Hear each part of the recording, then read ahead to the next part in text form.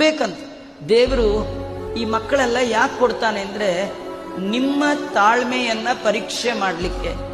ದೇವರು ನಿಮಗೆ ಪೇಷನ್ಸ್ ಇದ್ರೆ ಉದ್ಧಾರ ಆಗ್ತೀರಿ, ಪೇಷನ್ಸ್ ಇಲ್ಲದೆ ಇದ್ರೆ ಪೇಷಂಟ್ ಆಗ್ತೀರಿ, ಅಷ್ಟೇ. ಏನಾಗ್ತೀರಿ ನೋಡಿ.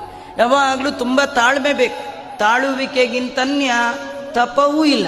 ಇವೆಲ್ಲ ನೀವು ಮಾಡುವ ಸಾಧನೆಗೆ ವಿಘ್ನದಂತೆ ಬಂದರೂ ಕೂಡ ಈ ಎಲ್ಲ ವಿಘ್ನಗಳನ್ನ ಬದಿಗೊತ್ತಿ ಅದರ ನಡುವೆ ದೇವರ ಸ್ಮರಣೆ ಮಾಡೋದಿದೆಯಲ್ಲ, ಅದೇ ಸಾಧನೆ.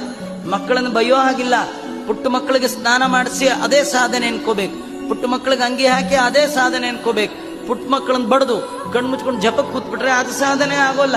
ಕೆಲವ್ರಿಗೆ ಏನಂದ್ರೆ ಒಂದು ಗುರು ಮಂತ್ರ ಮಾಡ್ಕೊಳ್ಲಿಕ್ಕಾಗಲ್ಲ, ಒಂದ್ ಮಠಕ್ಕೆ ಹೋಗಕ್ಕಾಗಲ್ಲ. ಆಚಾರ್ಯ ಈ ಮಗು ಪ್ರಾರಬ್ಧ ಹೊಳೆಕೊಳ್ಳುತ್ತೆ ಅಂತ ಹೊಡೆದು ಹೊಡಿತಿರುತ್ತೆ.